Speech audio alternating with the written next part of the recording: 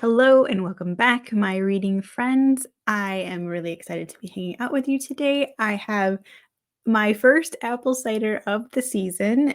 I love warm apple cider. It is just instant fall vibes for me, for sure.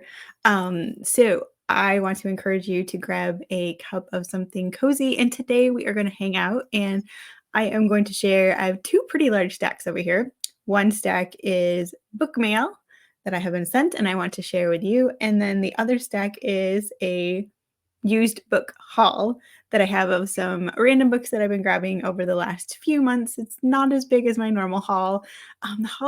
The library sales just have not had as much lately. I don't know if they're not getting as much in or if more people are shopping, which if that's the case, that's amazing. But I thought I would just combine them into one video and share them both with you today. So go get that beverage, press pause if you need to, head on back, and let's hang out for a few and talk about some books. So I'm going to start with two nonfiction books that I got in that I was really excited about. So this one is Believe in the World: Wisdom for Grown-ups from Children's Books. And it is just the cutest little book. I think this would be perfect to have sitting on your coffee table. If people come over, they can grab it and take a peek at it. But it's broken up into these little chapters with different themes. There are these adorable illustrations, and when you flip through, there's just so many little quotes that you come across that remind you of your childhood. It has C.S. Lewis quotes. It has so many authors that I'm not even familiar with, so it might be from other countries, maybe children's books or books that just weren't from my my reading as a child. Um, but it has like Louisa May Alcott, Rose in Bloom. So I feel like some deep cuts. There's another illustration that you see on there. It has sorrow, it has fear, it has how to be at home in the world, find your people. It has the quote from the Wonderful Wizard of Oz: "There's no place like home." Community.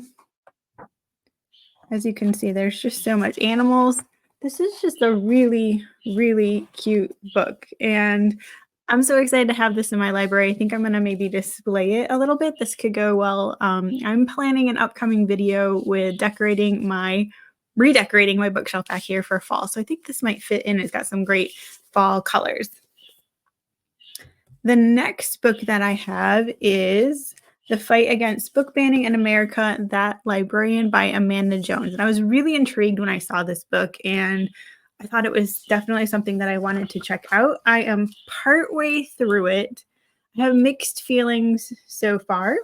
I would say this book is definitely for people that already are aware of the issue of book banning and you want a little bit more insider information. I don't think this book is going to convince anyone one way or the other about the issue of book banning itself. It's more of a memoir, and from that perspective, it is a fascinating book. So I'm going to be happy to get through that one a little bit further and just see what my thoughts are at the end. All right, next. This book, you might have already caught the author interview that we had on the channel earlier, but it is Elizabeth of East Hampton. This was sent to me from the publisher. I really enjoyed this book. I was surprised because I am definitely not a modern Austen retelling girly, but this book won me over. I will say in the first maybe quarter of the book, I was like, I don't know if this is going to be the book for me. But once I settled in and I got used to the different ways that they kind of did their own translations of the characters, I fell into the story and I really ended up enjoying it. I think if you are an Austen fan that enjoys Emily Henry vibes, then this would be the book for you. Next one. Oh, this cover is just so gorgeous. Let me see if I can get it without the glare there. Beyond Ivy Walls. This is sort of a Beauty and the Beast retelling, but chef's kiss. This book is so good. If you are you're looking for kind of something, I say Jane Austen-esque because this is in the sort of proper romance sort of sphere, but it has characters that are in very normal everyday settings. We have a very spunky heroine, and it is just so good. We are currently in our Patreon community, which if you would like to join us, feel free to check out. Link will be below. But in our book club, we are currently reading The Letter Tree by Rachel Fordham, and I was really blown away by her reading when I read that book when it came out. I think it's been maybe 2 years ago now. It might have been last year. But she just had so much detail in her stories that I knew I was going to be reading more of her books. So when I saw this one, I was very excited. It is set in Iowa in 1903. It did not disappoint. Highly recommend this book. All right, next is one that when I saw this book and then I read the blurb, I was like, immediately, yes, I want to read this book so much. So it is another one of those that is based on a story from someone's real life that I have never heard about before. You can let me know down in the comments if you have heard about her, but it is about Alice Marble. And Alice was the #1 tennis champion. And she was also editing the Wonder Woman comic. How amazing is that to start with? What a interesting life. But then her world falls apart, and this is not a spoiler, it's on the back blurb, but we find out that she gets a telegram that her husband has been killed in the war, and she wants to then help the US Army and see what she can do, so she ends up going overseas and spying for the US. So I think this is going to be a fantastic book, and I am really excited to get to this. This is a new to me author as well, Jenny Walsh. I have not read any of her other books, but it looks like she has quite a few historical novels, and we'll see how I get along with this book. And if I get along with it well, then I will be checking out her others after that.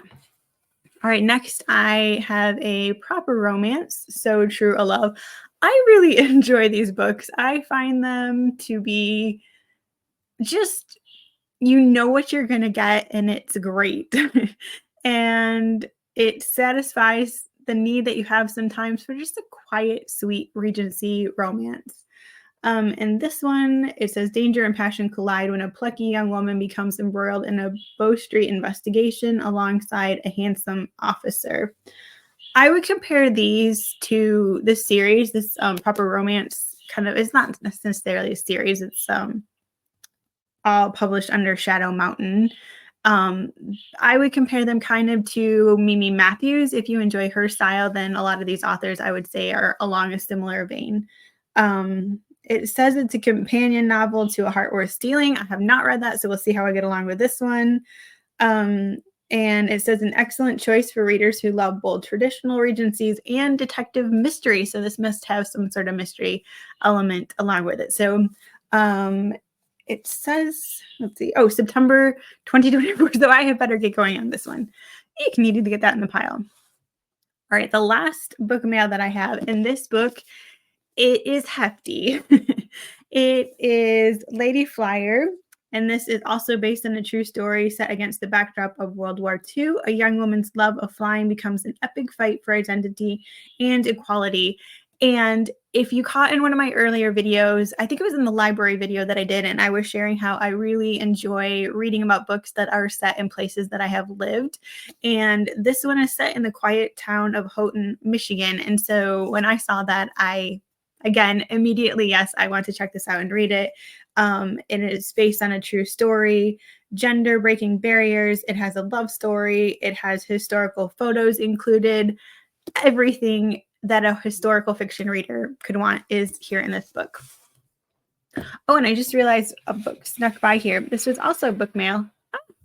See if I can carefully pull it out. The Rhino Keeper. How absolutely stunning is this cover? It makes you want to read the book, and I don't even care what the book is about. The cover just makes me scream, yes, I want this book. This is also based on a true story, and I think you guys are really going to love this one. It is based on the true story of a Dutch sea captain who traveled with an Indian rhinoceros called Clara along the 18th century Europe. The Rhino Keeper evokes thrill of discovery in the archives and wonder felt by the world in which no European had seen a living rhinoceros.